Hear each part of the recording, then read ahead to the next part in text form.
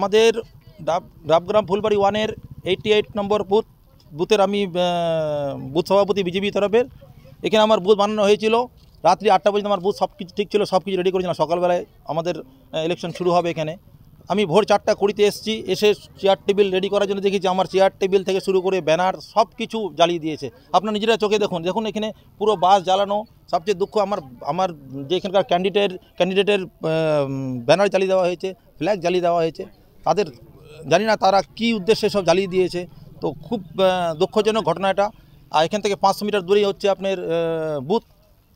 আপনারা দেখতে পাবেন রাইট সাইডে এখানে কেন্দ্রীয় বলও আছে, তারা নিজের কাজে ব্যস্ত আছে। স্টেট পুলিশে এখন পর্যন্ত একজন পুলিশ প্রশাসন এখানে আসলো না যে এখানে কী হয়েছে ঘটনা নামার জন্য, যে কী যেন জ্বালালো, কী হলো না হলো। তো এইভাবে আপনি বলছেন তারা জ্বালিয়েছে, কারা?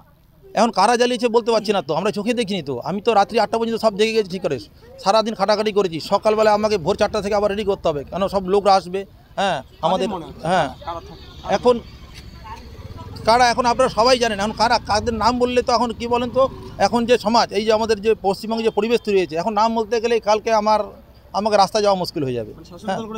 এখন আমি কাউকে দোষ দেবো না। এখন শাসক দলেও তো আমি দোষ দেবো কী করে? এখন কেউ আছে যে বদমাশি, যে আমাদের পরিবেশটাকে নষ্ট করে দিতে চায়, আমাদের সমাজটাকে নষ্ট করে দিতে চায়। আমাদের এত শান্তপ্রিয় গ্রাম, একে অপরের সঙ্গে মিলে চলি।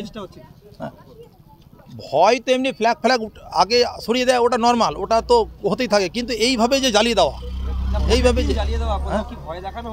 না, ভয় তো এখন পর্যন্ত, ভয় বলতে কি, জ্বালিয়ে দেওয়া মানেই তো ভয় দেখানো। আপনি আগুন লাগিয়ে দেওয়ার এর চেয়ে আর কি বেশি হতে পারে স্যার বলুন? যদি বুথের মধ্যে আগে জ্বালিয়ে দেয়, 500 মিটারে পুলিশ প্রশাসন থাকে, এখানে একটা মেন রোড, এখানে সারা রাত লোক চলাচল করে। হ্যাঁ, প্রার্থীকে জানিয়েছি, আমি মেসেজ দিয়েছি। এখন তো দেখুন সব জায়গায় ব্যস্ত, ওরা তো আসতেও টাইম লাগে। বিজেপির এলাকা, বিজেপি বিধায়িকা এখান থেকে জয়ী হয়েছেন, তারপরে এই ধরনের ঘটনা তো কী করবো বলুন? এখন তাদেরকে মেসেজ দেওয়া হয়, তারা আসবেন। 1 নম্বর ফুলবাড়ি, 2 নম্বর ফুলবাড়ি পুরোটা নিয়েই তো উনি বিধায়িকা, তো ওনারও তো আসতে টাইম লাগবে। আমি মেসেজ দিয়েছি, পুলিশ প্রশাসনকেও জানানো হয়েছে। কিন্তু আমি চাচ্ছি যেন এরকম যেন দুর্ঘটনা যেন না হয়। এতে খুব খারাপ ছবি যায় আমার সমাজের প্রতি। আমার এখানে জন্ম, এখানে এই মাটির সুগন্ধে আমি জানি।